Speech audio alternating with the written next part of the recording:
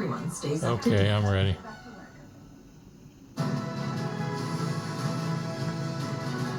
It is that time of year again, the carousel of commencement speakers. On Saturday at the University of Michigan, well, it might have been the worst of the worst, history professor Derek Peterson celebrated the graduates, or was it the pro-Hamas crowd?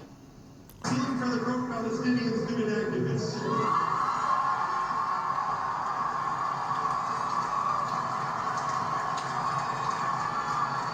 We have, over these past 2 years, opened our hearts to the injustice and inhumanity of Israel's war in Gaza.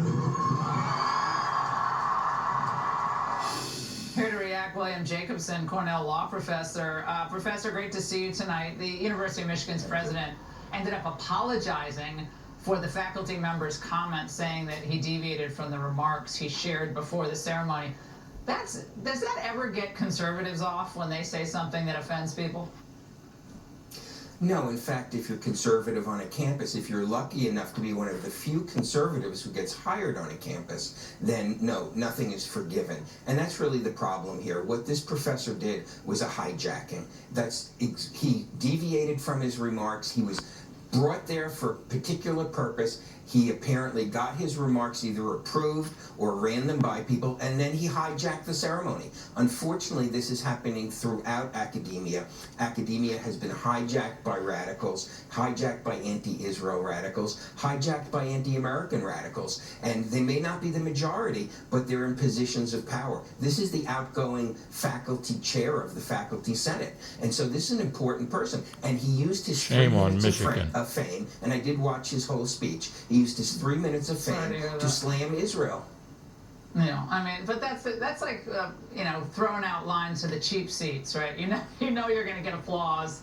Yeah, it's like getting saying you're running for student body and you're going to get better stuff in the vending machines. I mean, you're going to get applause for that. He defended his comments, Professor, to Fox in part, saying that I was speaking about the long history of student activism. Whatever you think about their methods, the pro-Palestinian activists are part of the long tradition. On a day dedicated to honoring our students' accomplishments, it would be right that we would honor the student activists as much as we honor the student athletes. I wonder if he did anything for the pro-life students on campus. There are a lot of Catholics on campus. I'm sure there are lots of other activists that did not get. I mean, that's just, I don't even believe we didn't even read that. It's the most ridiculous comment ever. I want to move to Speaker Pelosi, who gave a commencement address to California grads, Professor, urging them to, well, be patriotic. We have seen assaults on the questions of separation of power, free and fair elections, independence of the judiciary, the rule of law, and due process. We cannot accept that, and I know you will not. So just as patriots launched a revolution against a king, you too must be patriots of our time. 15 seconds, Professor. She said launch a revolution. Yeah, well, I think that's part of the incitement that's going on. The notion that our elected president is somehow illegitimate. Yes, honor our democracy, honor the election that took place. That's All right. right, Professor, great to see Shame you on as Nancy always. Pelosi. And coming out, Barack Obama tries to take his presidential library to hyperspace. Seen and unseen, Raymond Arroyo is next. All right, Raymond, I really hate this. May the 4th be with you. Really? Do we still saying that? I hear there's a disturbance, though, in the force in Chicago. Well, sadly, Laura, on this day when fans celebrate all things Star Wars, Barack Obama has joined forces with Luke Skywalker, actor Mark Hamill, to declare the rise of his own personal Death Star, the Obama Presidential Center. Happy Star Wars Day from the Obama Presidential Center. Mark, I'm glad you are here. I want to tell you about someone.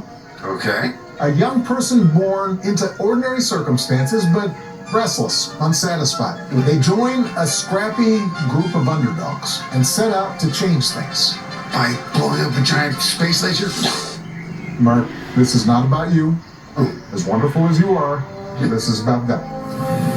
This isn't a monument to my legacy. It's a gateway to yours. It is an entire campus built to empower you.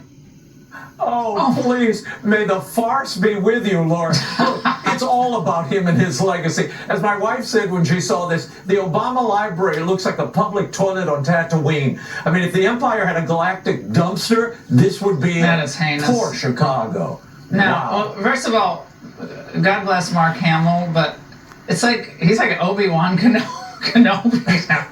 So what is Laura, well, when I saw this, I thought Mark Hamill began his career performing with puppets and robots, and he's ending his career the same way.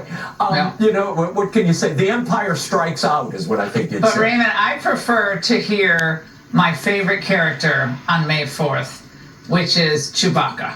That's that was my favorite character of all the characters. Okay, I love Chewie. He's the best character. So that's what I prefer. I'd rather have political commentary from him. It's more persuasive than what you hear from Obama. Yeah, well. All right, Raymond, the best part is that Obama and all of his pals are the ones who are opposed to voter ID. So are they having any type of ID for trying to get free tickets on this big Tuesday opening?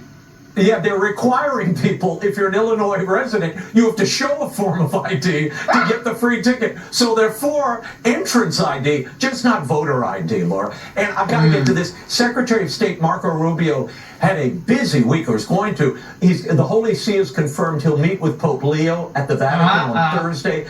But you've seen those memes of Rubio as a jack of all trades. I mean, the man has done everything, Laura. When Spirit Airlines went bust, they said Marco could take over and run that. He could be the new CEO.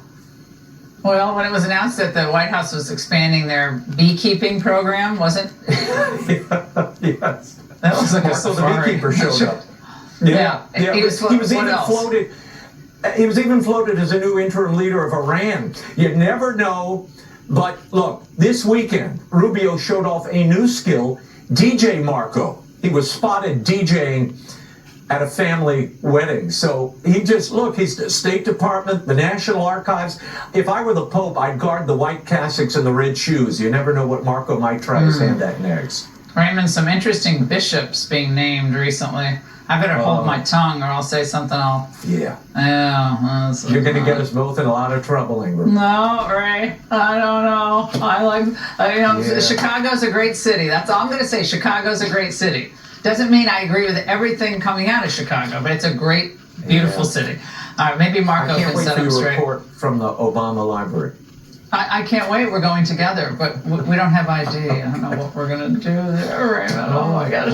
I think Rebecca's right. It's one of the ugliest buildings on planet Earth. It does look like a dumpster mixed with a public toilet. Raymond, great to see you as always. That is it for us tonight. Make sure to follow me on social media. Thanks for watching. It's America Now and Forever. Jesse Waters is next.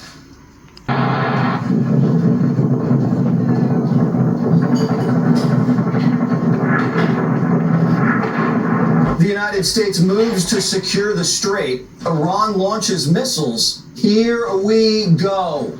If the Iranians try to target U.S. ships in this area, they will be, quote, blown off the face of the earth.